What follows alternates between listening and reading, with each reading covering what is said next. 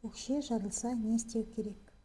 Егер сіздің өкшеңіз жарылуға бейім болса, дұрыс күтім жасауды қазірден қолға алыңыз. Ең алдымен өкшенің неліктен құрғап, жарылып кететіндігін анықтап көрейік. Өкше жарылуының негізгі себептері. Ең бірінші ол тері құрғақтығы. Табан терісі табиғи ылғалдылықты жоғалтқанда ол тезірек жарылып, терең жарақаттарға әкелуі мүмкін. Бұл әсіресе қыста жылыту құрылғыларының әсерінен және жазда ыстық ауа райында жиі байқалады. Гигиена ережелерін сақтамаудан болуы мүмкін. Өкшені дұрыс күтпеген жағдайда терінің қалыңдауы, құрғауы және жарықшақтардың пайда болуы мүмкін. Үшінші, ол ыңғайсыз немесе сапасыз аяқ киім кию табанға қосымша қысым түсіріп, жарықтардың пайда болуына себеп болады. Ал денсаулық мәселесіне келетін болсақ, қант диабеті, гормоналды өзгерістер немесе тері аурулар сияқты мәселелер өкше жарылуын күшейтуі мүмкін. Өкше жарылса не істеу керек? Үй жағдайындағы тәсілдерге тоқталып өтейік. Егер табанның жарылып ыңғайсыздық туындаса, үйде мынандай қарапайым, бірақ тиімді тәсілдерді қолдануға болады. Ең біріншісі бұл пилинг жасау. Аяғыңызды күніне кем дегенде бір рет жылы суда жібітіп, артық тері қалдықтарын абайлап қырып тастау.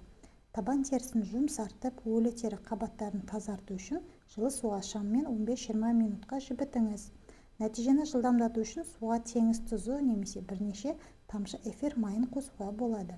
Жібіткен соң жұмсақ сүлгімен құрғатып, арнайы табанға арналған қырғышпен қатты теріні абайлап тазалаңыз. Күнделікті бетіңіз бен қолыңызға қандай күтім жасап жүрсеңіз, табаныңызға да сондай күтім жасаңыз. Аяққа да ылғалдандырғыш кремдерді қолданыңыз. Табанды жуғаннан кейін ылғалдандырғыш кремді молынан жағыңыз. Вазелин немесе табиғи майлар, кокос, бадам да табанның жарылған тұстарын тез жазуға көмектеседі.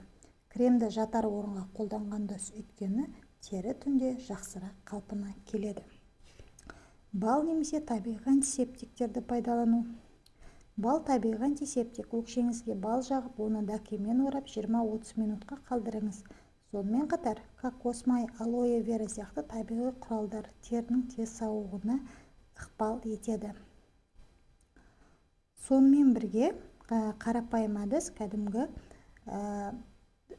перекис водорода және глицеринді екеуін араластырып үй жағдайында қолдануға болады. Алдын алу үшін табанға тұрақты күтім жасау.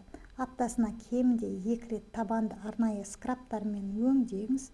Күнделікті ылғалдандырғыш кремдерді қолдануды әдетке айналдырыңыз. Дұрыс аяқ киім таңдау, табиғи материалдар